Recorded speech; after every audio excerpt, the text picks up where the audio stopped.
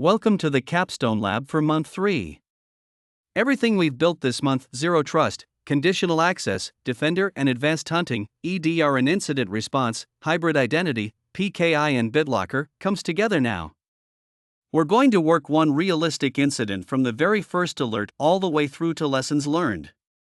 By the end, you'll have run the full incident response lifecycle on a managed endpoint, and you'll finish with a hands-on lab that ties the whole month together. Here's our scenario. It's 9:14 on a Tuesday and a Defender XDR incident lights up your queue at high severity. It correlates two things: a risky sign-in for Jane Okafor from an unfamiliar IP flagged as impossible travel, and a suspicious PowerShell download alert on her managed laptop.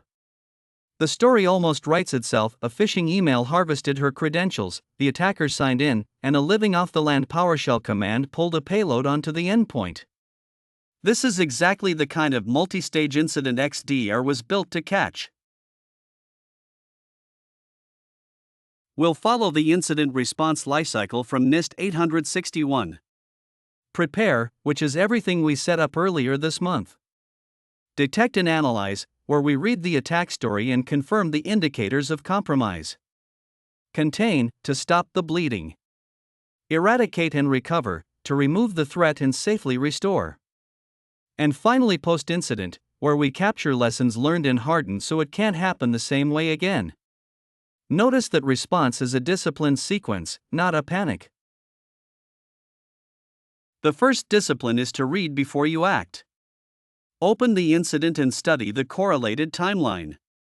Defender XDR has already stitched the identity alert and the endpoint alert into a single attack story for you. That's the whole point of XDR. Confirm your indicators of compromise, the source IP, the process that spawned, any command and control domain. The biggest rookie mistake here is to re-image or delete something immediately. Understand the story first, because premature action destroys the evidence you need to scope it.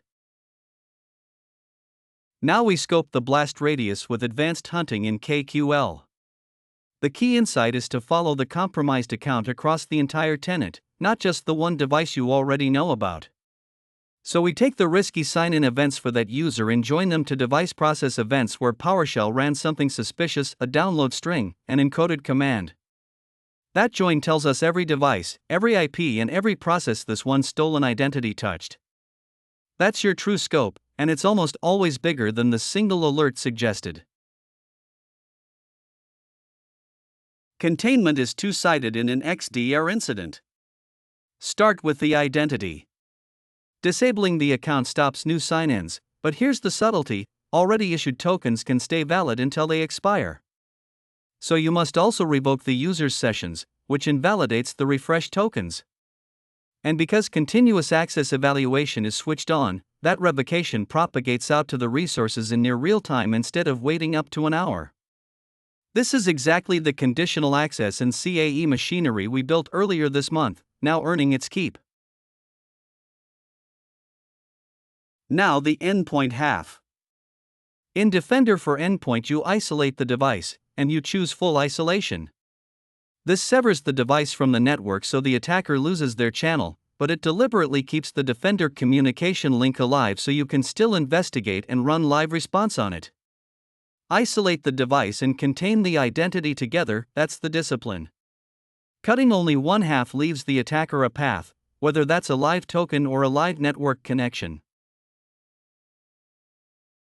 With the threat contained, we eradicate the foothold. Remove the dropped payload and hunt down any persistence, a scheduled task, a run key, a sneaky new service. Then rotate everything the attacker might have seen, reset the user's password, rotate any app secrets or keys cached on that device, and review whether any PKI certificates need revoking. Only then do we recover, and only on verified clean evidence, no live detections, persistence gone, the device reporting compliant and BitLocker protection healthy. Then, and only then, release the device from isolation and re-enable the account behind a fresh MFA challenge. The incident isn't finished when the device is clean, it's finished when the root cause is closed. Our attacker won with a phished password in password-only access. So we harden. Add a conditional access policy that requires phishing-resistant MFA and a compliant device for the sensitive app, which enforces verify explicitly. And add an attack surface reduction rule to block executable content launched from scripts, which breaks the living off the LAN chain on the endpoint.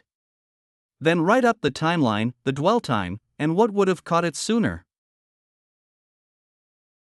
Let's recap the whole month converging here. Zero Trust gave us the mindset, Conditional Access and CAE gave us the controls, Defender XDR and Advanced Hunting gave us detection and scope, EDR gave us isolation and live response, Hybrid Identity, PKI and BitLocker gave us the recovery checks.